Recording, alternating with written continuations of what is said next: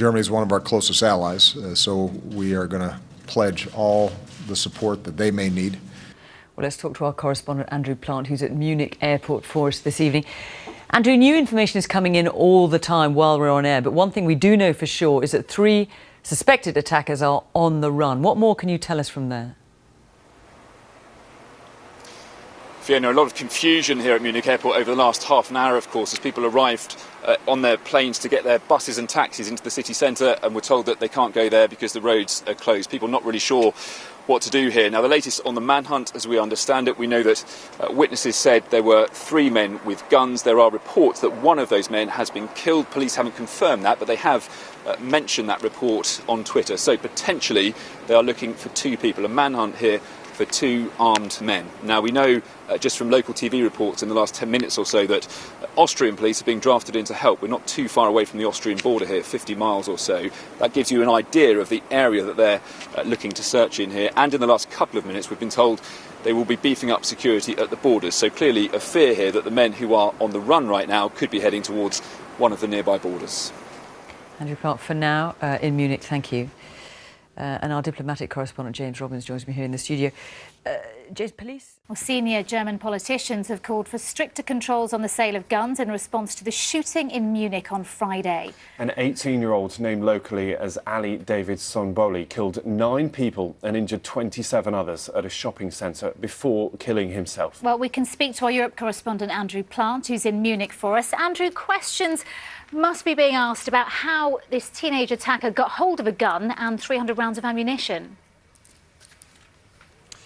Yeah, they are. Certainly in the German papers this morning, those are the questions. Are the gun laws here in Germany strict enough? You can see here these tributes building up just since yesterday, since the road was opened.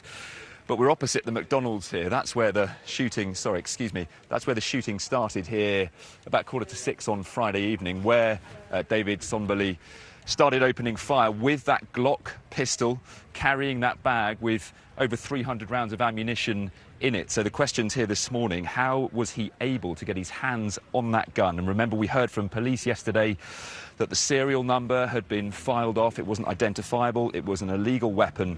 A lot of questions about whether the gun laws here are adequate. I just want to show you over here, people are still coming to pay their respects. We will avoid them. Obviously, they haven't come here to be on television, but I do want to show you some of the tributes here this morning. Lots of flowers building up here. This is as close as people could get yesterday because the road was closed, but lots of tributes here today. Police telling us yesterday they found reading material in Sonboli's bedroom that showed that he was obsessed with previous mass shootings, and they say he had undergone some form of psychological treatment, been treated for depression. So lots of questions here today about Sonboli. Did he lure victims here? Talk of a fake Facebook account promising free food at that McDonald's on Friday night. 7 of his victims, of course, were teenagers. Germany here this morning mourning the loss of so many young people, but lots of questions here still to be answered. Andrew Plant, thank you, Andrew, at the scene of the attack in Munich. Becky was working as a prostitute in Swindon when she vanished early in 2003. In this trial, the jury has been told that Christopher Halliwell is already in jail for the murder of Sian O'Callaghan in 2011, but he denies being behind Becky Godden's death.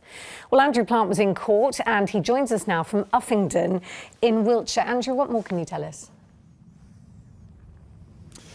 Good evening, Alex. Yeah, the Chris Halliwell murder trial heard its second full day of evidence today. Let's just show you the man who was the main witness today. This is Stephen Fulcher, a former detective superintendent with Wiltshire Police. Now, he was the officer who was in charge of the investigation into the disappearance of Sian O'Callaghan in Swindon back in 2011. Now, he and his team arrested Chris Halliwell on suspicion of Sian's kidnap, and Chris Halliwell brought him and his team here to Uffington, the Vale of the White Horse on the edge of Oxfordshire. And it is here, alleged the former detective in court today, that they had the following conversation when Chris Halliwell, he says, admitted to killing a second victim. This is how that went. Halliwell said, "Another one." The detective said, "When?" Chris Halliwell replied, 03, 4 or 5. "I don't know if you want to go for another one." Detective Fulcher said, "Where?" And Chris Halliwell replied, "Eastleach, the other side of Lechlade-on-Thames." Now, he then elaborated. He said that victim had been a prostitute who he'd picked up years before in Swindon, strangled and then buried in a 5-foot deep grave. Remember that, 5 feet deep. in a field in Eastleach in Gloucestershire. Now, he then led Detective Fulcher and his team to that field in Gloucestershire, where they did indeed find Becky Godden's remains, but they found it not in a 5-foot grave, but in a shallow grave, just 6 to 8 inches deep, they said. Now, Chris Halliwell is defending himself in court, and he picked up on that today. He said to the detective, "Doesn't it suggest that because I didn't know how deep that grave was, I wasn't responsible for burying Becky's body?" But the detective replied like this. He said, "That's not what it suggests to me, Chris. It suggests to me that you got confused and that, in fact, there could be other victims."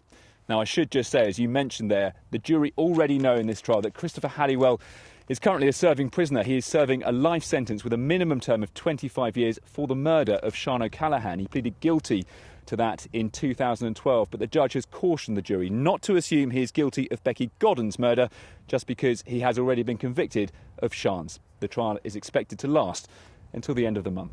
Yes, we're following it very closely. Andrew, thank you for that. We've taken to the phone to show you round a bit more, and I should also say that as we go round there are some very upset people on the streets, as you would expect and you can probably imagine, so I will try, if I can, not to deliberately point the camera in their direction whilst giving you a look round. So here we are.